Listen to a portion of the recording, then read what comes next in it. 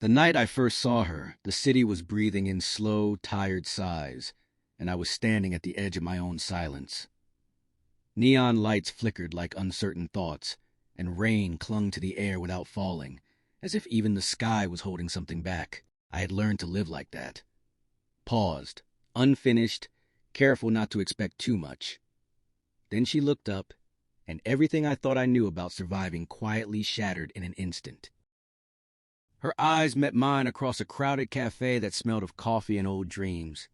They weren't loud or demanding. They didn't beg to be noticed. They simply existed, steady and deep, like they already knew me.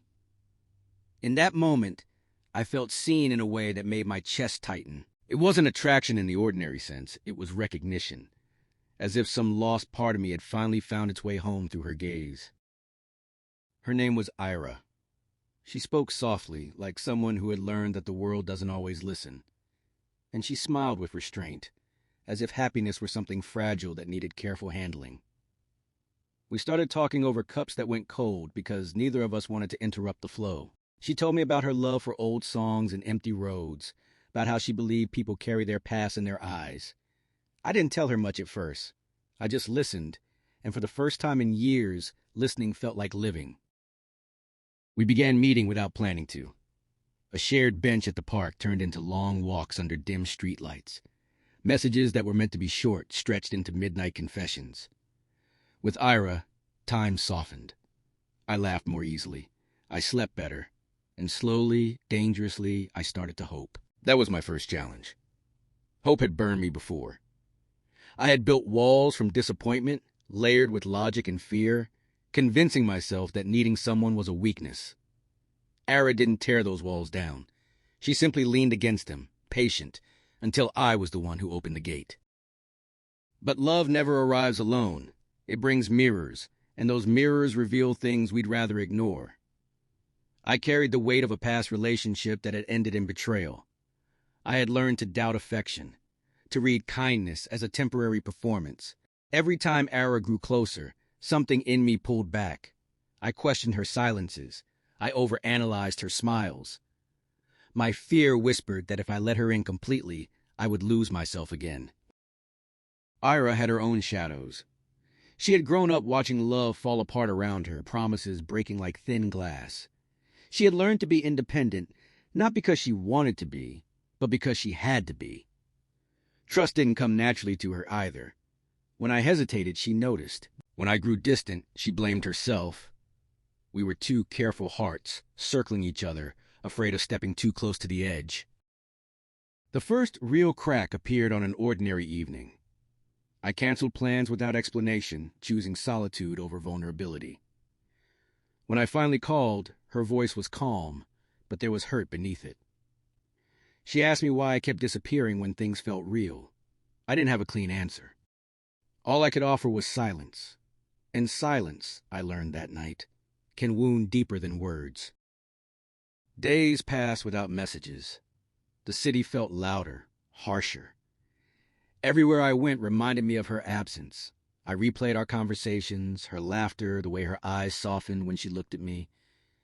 I realized then that love wasn't something that happened to me. It was something I was actively choosing to avoid out of fear.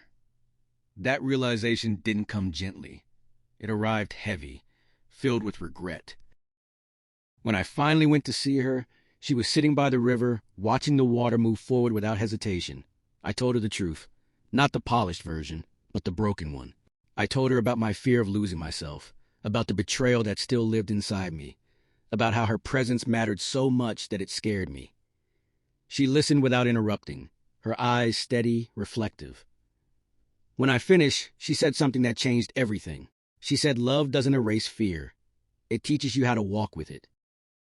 Still, things didn't magically fix themselves. Love demanded work, and that work was our next challenge. We had to learn how to communicate without assuming, how to stay instead of retreating. There were arguments born from misunderstanding, moments when old habits resurfaced. I struggled to be emotionally available when stress overwhelmed me. She struggled to ask for reassurance without feeling weak. Some nights ended with distance instead of comfort. What kept us going wasn't perfection, it was effort. We chose honesty over pride. We chose conversation over silence. When I felt myself pulling away, I said it out loud. When she felt insecure, she didn't hide it behind a smile. Slowly, trust stopped feeling like a risk and started feeling like a foundation. Life tested us again when opportunity knocked at the wrong time. Ara was offered a chance to move to another city to pursue her dream job. It was everything she had worked for, everything she deserved, but it meant distance, uncertainty, and the possibility of drifting apart. I wanted to support her, but fear returned, sharp and familiar. Long-distance relationships had failed me before. I worried that love would fade without physical presence, that the connection we had built would weaken.